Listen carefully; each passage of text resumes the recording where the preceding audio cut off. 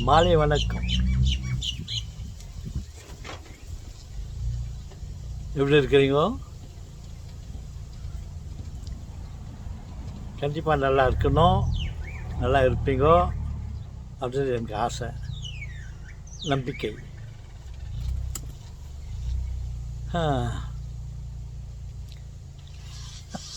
என்ன தாத்தா? சொல்லு. இல்லை, நேற்று அதுக்கு முந்தின நாள் இந்த காற்றை பற்றி நான் ஒரு கதை சொன்னேன். காற்றை பற்றி கதையா? இல்லை அது குணாதிசயத்தை பற்றி சொன்னேன். அது காற்று வந்து ஒரு எரிபொருள். ஒரு பொருள் அதில் எரின வேண்டும் என்றால் காற்று மிகவும் முக்கிய பங்கு எடுத்துக்குது அப்படின்னு. அதே சமயத்தில் பெட்ரோல் எல்லாம் இருக்குது. பெட்ரோல் வந்து ஒரு இடத்துல ஒரு ஸ்டாக் பண்ணி வச்சுருந்தா அந்த பெட்ரோலில் ஒரு தீ கொளுத்துல போட்டாக்கா அந்த பெட்ரோலில் குப்புன்னு பற்றிக்கும். ஆனால் காற்று எரிபொருளாக இருந்தாலும் இங்கே காற்று நம்ம சுற்றி இருக்குது. பாருங்கள் என்ன காற்று. உங்கள் காற்றில் இருந்தாக்கா இப்போ தான் காற்று அடங்குச்சு. ஓகே, திருப்ப கிளம்புது காற்று. அது எப்போ போகுதுன்னு தெரியாது, நம்மளை சுற்றியே இருக்காங்க. அப்படி அந்த பெட்ரோல் இருக்கிற இடத்துல தீ வச்சாக்கா அந்த பெட்ரோல் கவான்னு பற்றிக்கும். ஆனால் காற்றுக்கு அந்த தன்மை இல்லை. எங்கே ஒரு பொருள் எரியுதோ அது மேலே காற்று பட்டு அந்த எரிபொருளில் அதிகமாக எரியறதுக்கு ஒரு ஒரு ஊன்றுகோலாக இருக்குது. மற்றபடி இங்கே நிறையா காற்றுக்குதே. தாத்தா சொன்னார் காற்று வந்து ஒரு எரிபொருள் அப்படின்னு சொல்லிட்டு மாச்சு கிழிச்சுன்னு இங்கே வச்சுருந்தாக்கா அது காற்று எரியாது. நினச்சிங்க, தாத்தா சொன்னார் காற்று வந்து ஒரு எரிபொருள் இல்லை. இங்கே இருக்கிற காற்று கிட்ட ஒரு நெருப்பு வச்சாக்கா இருக்கிற நெருப்பு அமைஞ்சிரும். அந்த மாதிரி சக்தியாக இருக்குது அதுக்கு. இல்லைனாக்கா கையில் இருக்கிற அந்த எரிபொருளில் காற்று பட்டு இன்னும் கொஞ்சம் சீக்கிரமாக எரி வச்சு அமைஞ்சிரும்.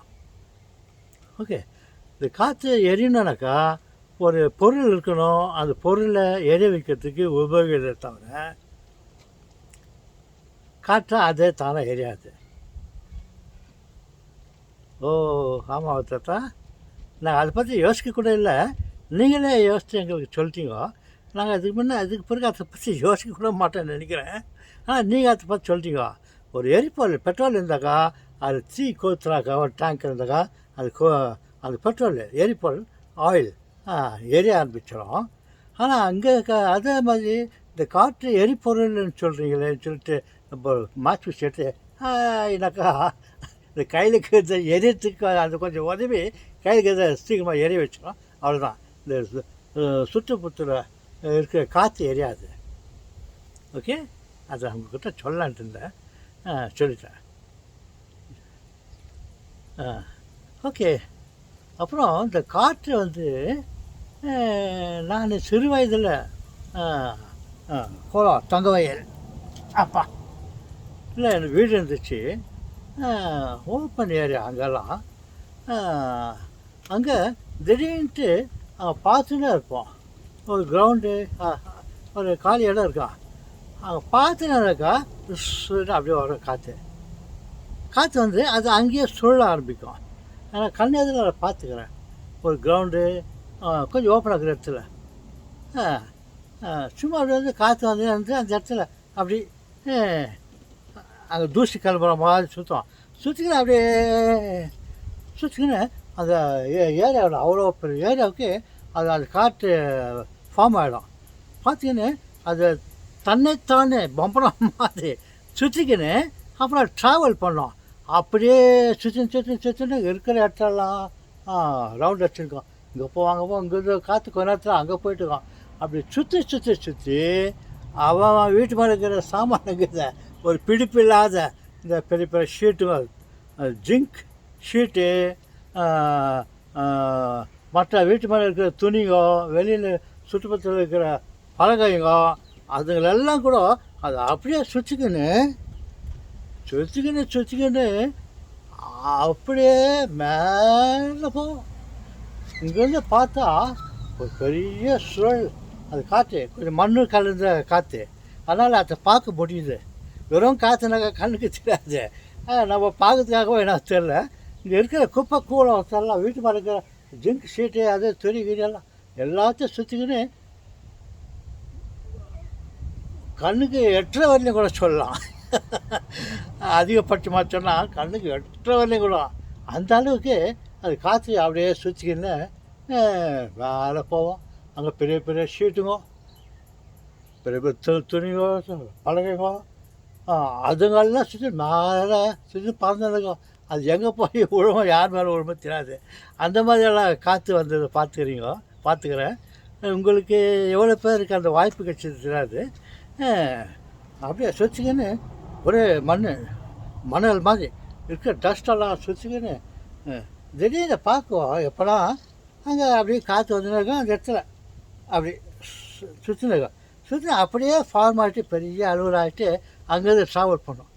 வீடு போயிட்டு அது சுற்றுறதுல வீட்டு மேலே இது வீட்டில் இருக்கிறது மரங்களை கிளைகளாக ஓட்டி அடிச்சு மேலே போய்டும். அந்த மாதிரி ஒரு காற்று கூட நான் பார்த்துக்கிறேன்.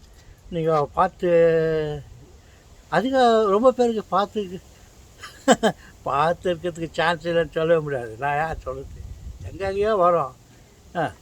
அது என்ன மாதிரி உங்களுக்கும் நீங்களும் பார்த்துருக்கலாம், பார்த்து இருக்காமலே இருக்கலாம். பார்த்து இல்லாமல் இருந்தால் நான் சொல்கிறத இப்படி கூட காற்று வரலாம். காற்று சாதாரணமாக அப்படியே போவோம், கண்ணுக்கு தேடாத போவோம். அந்த மரத்தெல்லாம் ஆட்டம், மரம் எப்படி ஆடுது போய் காட்டணுமா பாருங்கள், மரத்தை பாருங்கள்.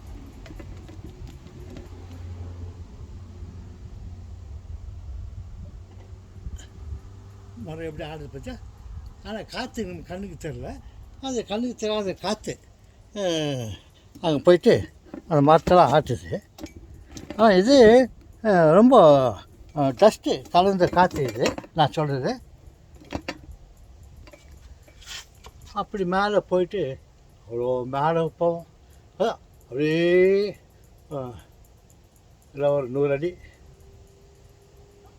ஒரு 200 அடி கூட சொல்லலாம். அந்த அளவுக்கு ஃபார்ம் பண்ணிக்கின்னு அப்படியே சுற்றின இடம், அது போன இடம்லாம் அப்படியே க்ளீனாக இருக்கும் கீழே அப்படின்னு காற்று இருக்கும். ஓகே. அப்புறம் காற்றை பற்றி ஏதோ யோசிச்சுட்டு வந்தேன், மறந்துட்டேன்.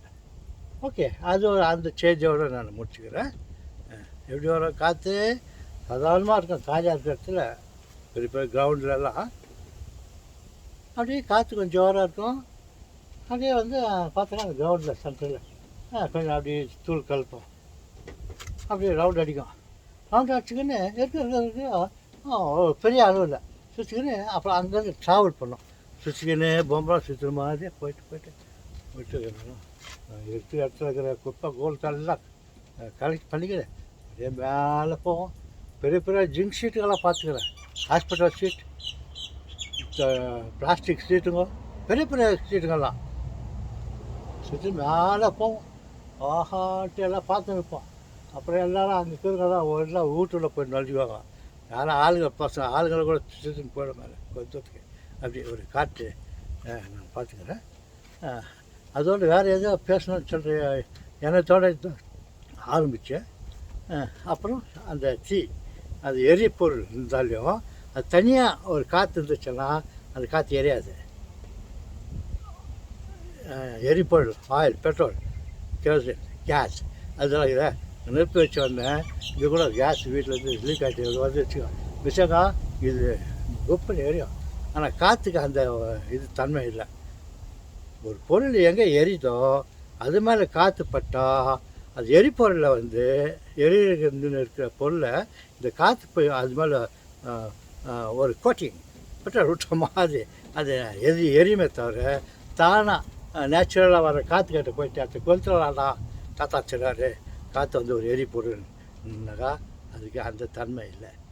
ஓகே, வேறு அதுக்கு வேறு ஏதாவது தன்மை இருக்குது தெரிஞ்சுன்னா உடனே உங்கள்கிட்ட விளையாண்டுலாம் சொல்கிறேன். Okay girls. பாய். வணக்கம்.